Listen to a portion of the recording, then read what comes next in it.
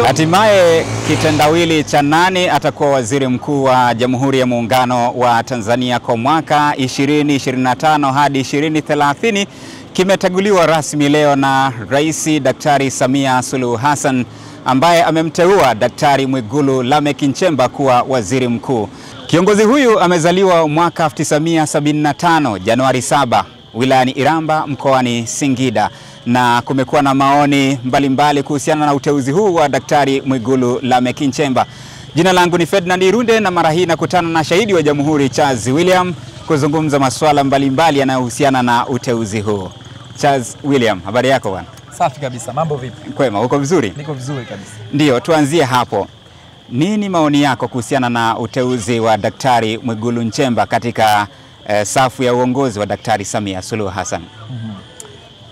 Tunaweza kusema ni uteuzi ambao umeleta mshtuko kidogo, kwa sababu jina lake halikutajwa sana kwenye siku 3-4 nyuma kabla ya mchakato, lakini kutokea siku ya jana na juzi kidogo jina lake likaanza kutajwa.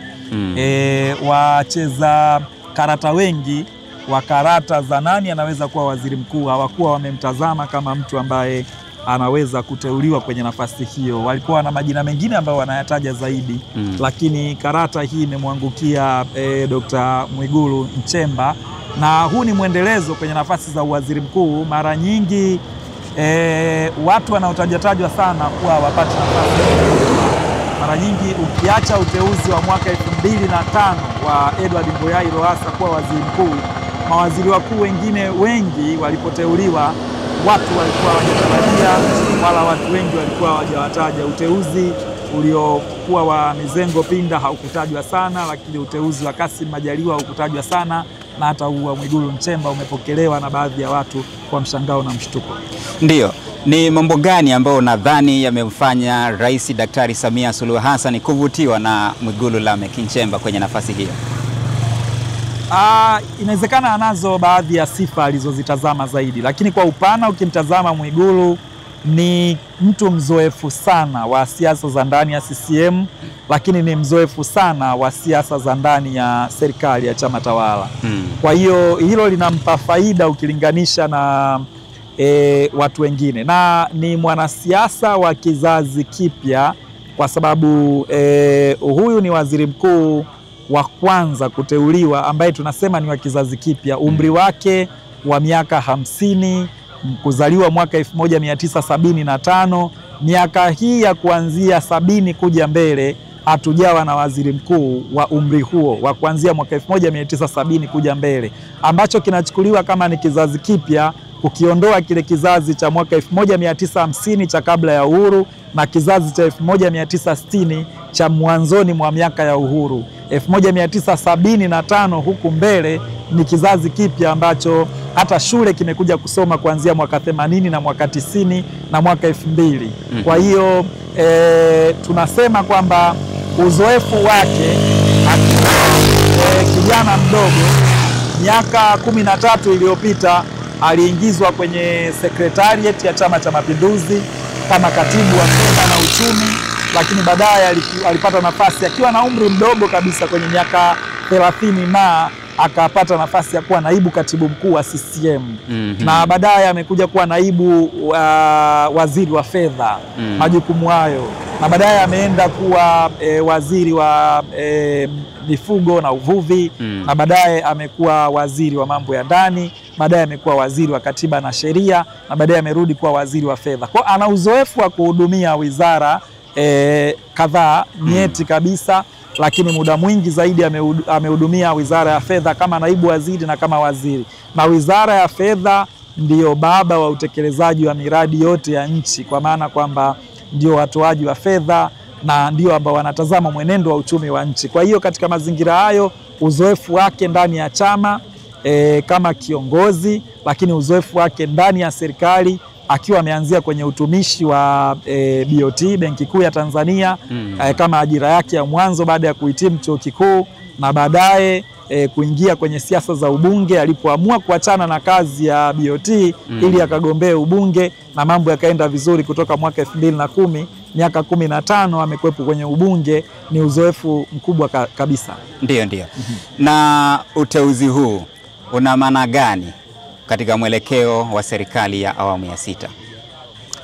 Nafikiri serikali ya awamu ya 6 inakabiliwa na siasa ngumu, mazingira yake, kwa maana kwamba namna ambavyo imeingia katika awamu hii ya pili na mazingira ya kisiasa kiujumla yamejaa mivutano sana, yamejaa kutokuaminiana, yamejaa siasa za kuhasimiana. Kwa hiyo Mwigulu Lameck Nchemba atakuwa na mtihani kama kiongozi wa shughuli za serikali bungeni, lakini kama mtendaji mkuu wa serikali kwenye zile shughuli za kila siku, kuhakikisha mambo makubwa yanayohusu utekelezaji wa miradi yanatimizwa vizuri, lakini pia kuhakikisha kwamba ile nidhamu ya watumishi wa umma kwenye kuhudumia wananchi ili kupunguza malalamiko inakuwa ipo juu zaidi.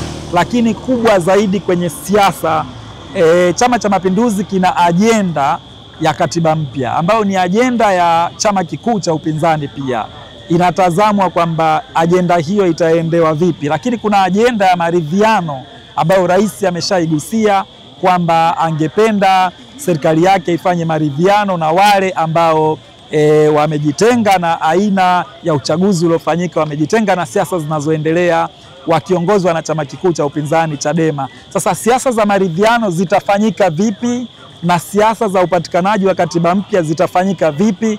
Hiyo ni mitihani miwili mikubwa ambayo waziri mkuu tunatarajia kwamba kama kiongozi wa shughuli za serikali tuone anaenda nayo vipi katika uongozi wake akiongozwa na Rais wa Jamhuri ya Muungano wa Tanzania. Ndio, umetaja uzoefu wake katika nafasi mbalimbali ambazo amezihudumu. Unafikiri nafasi hizo ambazo amezihudumu zimemwandaa kwa namna gani Daktari Mwigulu Nchemba kuweza kuhudumu vema katika nafasi ya waziri mkuu? Kwa sababu amekaa kwenye baraza la mawaziri kama waziri kamili kwa kipindi cha miaka takriban 10 na amekaa kama naibu waziri na waziri kwa kipindi cha karibu miaka 12.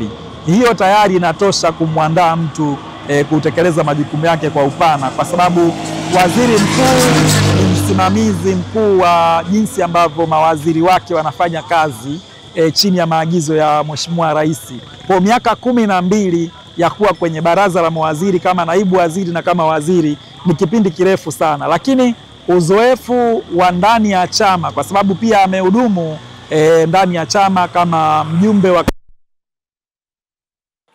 halmashauri kuu NEC kwa kipindi kirefu. Kwa hiyo ukiwa umekaa kamati kuu ya Chama cha Mapinduzi na umekaa kwenye ujumbe wa NEC ambayo ndio inafanya maamuzi mengi ya chama na inaishauri serikali, uzoefu huo unatosha kabisa kukuandaa kuhudumu kwenye nafasi kubwa kama hii ya waziri mkuu. Wapo watu wamewahi kuingia kwenye nafasi ya waziri mkuu wakiwa hawajawahi kuwa mawaziri kamili.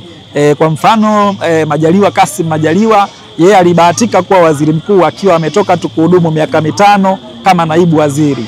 Mwigulu yeye amekuwa naibu waziri, amekuwa waziri kwa kipindi cha karibu miaka 10. Kwa hiyo ana uzoefu mkubwa sana wa kukaa kwenye baraza la mawaziri. Kwa hiyo tunatarajia kwamba uzoefu huo utamsaidia pengine kwenye kuwasimamia mawaziri wake waweze kutekeleza majukumu yao vizuri. Uteuzi huu pengine umeweza kuyajibu matarajio ya wananchi?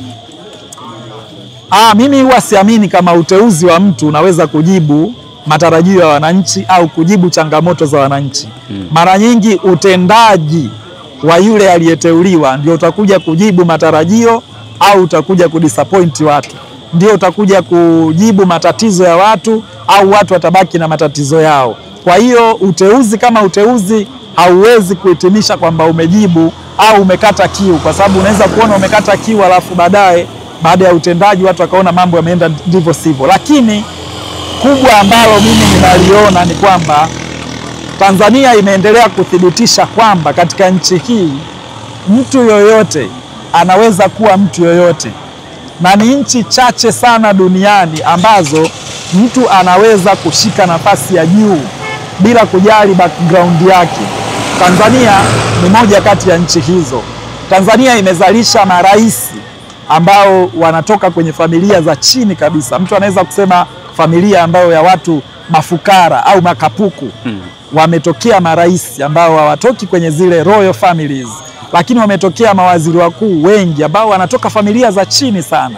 Na Mwigulu kihistoria anatoka kwenye familia ya kijijini kabisa ya wachunga ng'ombe, wachunga mbuzi.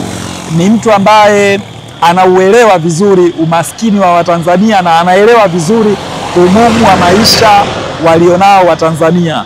Mheshimiwa Mizengo Pinda alikuwa anaitwa mtoto wa mkulima, na yeye alikuwa anatoka kwenye familia ya chini kabisa. Lakini hata ukirudi nyuma kwa Mheshimiwa Sumaye, ni mtu ambaye alishindwa hata kuendelea na shule kutokana na ugumu wa maisha, ilibidi aungeunge ili aweze kuendelea na shule. Sasa hata ukimtazama Mheshimiwa Majaliwa Kassim anatoka kwenye familia ya kimaskini kabisa. Kwa hiyo mtu yoyote kwenye nchi hii anaweza kuwa kwenye nafasi yoyote kama akipambana kwa juhudi zake. Nadhani mtihani mkubwa kwa viongozi wa nchi hii ni kwamba Watanzania wengi ambao ni maskini wanatarajia kuona viongozi hao waliotoka kwenye mfumo wa kimaskini kabisa, wakifika pale juu waweze kuwabadilishia na wao maisha, waondoke kwenye huu umaskini, kwa sababu umaskini wanaojua wameuishi. Lakini kiu kubwa ya Watanzania inabaki ni jinsi gani hawa viongozi waliotoka kwenye umaskini watawasaidia wananchi waliopo kwenye umaskini na wao waweze kuondoka kwenye umaskini. Huo ndio mtihani mkubwa. Kwa mtazamo wako, uteuzi wa Daktari Mwigulu Nchemba unaweza kubadilisha vipi taswira ya serikali kwa wananchi, hasa ukizingatia kuna matukio kadhaa wa kadha ambayo yalijitokeza wakati wa uchaguzi? Nafikiri Mwigulu Nchemba yeye kama waziri mkuu mpya, hakuna jambo kubwa analoweza kubadilisha kimwelekeo. Kubwa atakalofanya ni kusimamia utekelezaji wa shughuli za serikali, ambayo mkuu wa serikali hiyo atakuwa ni Rais wa Jamhuri ya Muungano wa Tanzania. Kwa mara nyingi atasimamia zaidi maelekezo ya Rais wa Jamhuri ya Muungano wa Tanzania, na pia atasimamia zaidi maelekezo ya ilani ya uchaguzi ya Chama cha Mapinduzi, na atasimamia zaidi maelekezo ya vikao kama kamati kuu na halmashauri kuu ya Chama cha Mapinduzi ambavyo vimekuwa vikielekeza serikali kufanya mambo kadhaa mara kwa mara. Lakini atasimamia zaidi maelekezo na shauku ya wabunge. Wabunge watakuwa wanataka nini, jinsi ambavyo watakuwa wakieleza ndani ya bunge na kuibana serikali, ataenda kwenye mwelekeo huo. Eneo dogo atakaloongeza yeye ni utashi wake binafsi kwenye kutekeleza mamlaka yake kama waziri mkuu, kwa sababu unapokuwa waziri mkuu una mamlaka ya kuiagiza wizara yoyote, una mamlaka ya kuagiza mtumishi yoyote wa serikali, una mamlaka ya kufanya ziara na kuangalia ufanisi wa utendaji wa watumishi wa umma. Kwa hiyo hapo ndo tunatarajia yeye aweze zaidi kujimwaga. Ni jinsi gani atakuwa na staili gani ya waziri mkuu wake, staili gani ya kufuatilia utendaji, staili gani ya kushughulikia watumishi wazembe, staili gani ya kuhakikisha wananchi wanamfikia na changamoto zao zinaweza kutatuliwa. Huo ndo mtihani wake mkubwa zaidi. Lakini kwenye dhana pana zaidi ni kwamba lazima atasimamia mwelekeo wa Rais wa Jamhuri ya Muungano wa Tanzania, atasimamia mwelekeo wa ilani ya Chama cha Mapinduzi, maagizo ya chama na maagizo ya wabunge ndani ya bunge, ambao mara nyingi ndio wanafanya ile checks and balance ya utendaji wa serikali. Ndio, mwisho tukamilishe na maoni yako binafsi kuhusiana na mafanikio ya Daktari Mwigulu Nchemba. Unadhani yatapimwa kwa vigezo gani? Nadhani Watanzania wana vitu kama vitatu vikubwa ambavyo mimi navitazama sasa hivi kama mwanahabari na mchambuzi wa masuala ya kisiasa vinajadiliwa zaidi. Moja, Watanzania wanajadili sana kuhusu tunatokaje hapa tulipo kwenye siasa za uhasama ambazo zinataka kuhama kutoka kwenye ushindani wa kidemokrasia kuja kwenye ushindani kuu wa kuhasimiana.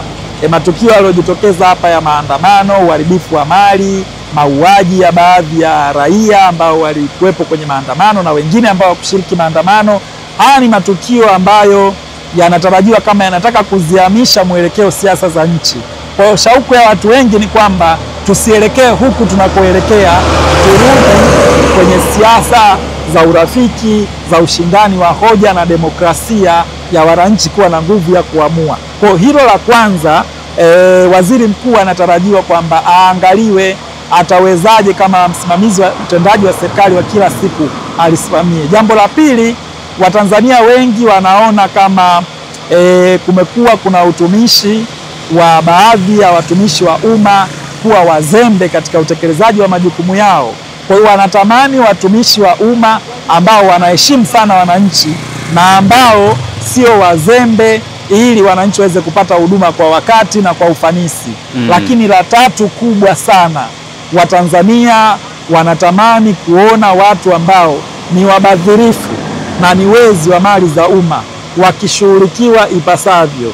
Sasa waziri mkuu kwa mamlaka yake ana uwezo wa kuagiza kwenye halmashauri yoyote hapa nchini, kwenye halmashauri zote 195, ana uwezo wa kuagiza wakurugenzi, ana uwezo wa kuagiza wakuu wa mikoa, wakuu wa wilaya, ana uwezo wa kuwabana, ana uwezo wa kufanya ziara, kuwahoji na kuwashurutisha. Kwa hiyo inatarajiwa kwamba watumishi wazembe na wezi wa mali za umma pamoja na wabadhirifu wala rushwa hawa waweze kushughulikiwa ipasavyo. Haya ni mambo ambayo watu wengi wanaona kwamba ni muhimu sana waziri mkuu akayashughulikia na kuyasimamia ipasavyo. Kwa hiyo anaweza kupimwa zaidi na mambo hayo: maridhiano na mwelekeo mpya wa kisiasa, kuondoka kwenye siasa hizi za kuhasimiana. La pili, kusimamia uzembe kwa watumishi wa umma uweze kuondoka. Lakini cha tatu, ubadhirifu, rushwa na wizi serikalini uweze kushughulikiwa ipasavyo. Hayo ni mambo ambayo nadhani akiyasimamia vizuri anaweza kupimwa kwayo na Watanzania wakaona amefaulu au amefeli katika kipindi chake. Shukrani sana Bwana Chazi William, shahidi wa Jamhuri, mchambuzi wa masuala ya kisiasa. Asante sana Yunga. Asante sana. Bwana, ni tamati ya mazungumzo kuhusiana na uteuzi wa Daktari Mwigulu Lameck Nchemba, mzaliwa wa wilaya Iramba mkoani Singida. Na tunapotamatisha mazungumzo haya na kuacha na wananchi wawili watatu kutoka wilayani Iramba ambao wamezungumzia uteuzi huu na furaha yao mara baada ya mwana wao kuteuliwa kwenye nafasi hii muhimu. Jina langu ni Ferdinand Irunde na hii ni Wasafi Media. Jina langu naitwa Abel Jackson MCC. Mimi ni mfanyabiashara. Kwanza kabisa, kitendo cha mbunge wetu na mheshimiwa waziri wa fedha Mwigulu Nchemba kuteuliwa kuwa waziri mkuu, sisi kama wananchi wake wa jimbo la Iramba tunamshukuru sana, lakini pia tunampongeza kwa hatua aliyofikia. Tunasema kwamba mama aendelee kumwamini, kwa sababu toka tumekuwa naye maendeleo tumeyaona. Yule sio mtu mwongeaji, huwa ni mtu wa vitendo. Kwa vitendo vile ndio maana mama amemuona, na tunaahidi kama wananchi wake tutampa ushirikiano mkubwa sana. Kwanza kabisa namshukuru Mwenyezi Mungu kwa kujalia Mheshimiwa Samia Suluhu Hassan kwa kututeulia Mwigulu Nchemba, jembe letu, mtoto wetu, mtoto wa Iramba, kuwa waziri mkuu. Jonas Shango Kilimba. Kwa hiyo nashukuru kumpokea mbunge wangu kwa waziri mkuu. Nashukuru Mwenyezi Mungu ambariki, endelee na kazi kama jinsi alivyoendelea kwa miaka iliyoisha.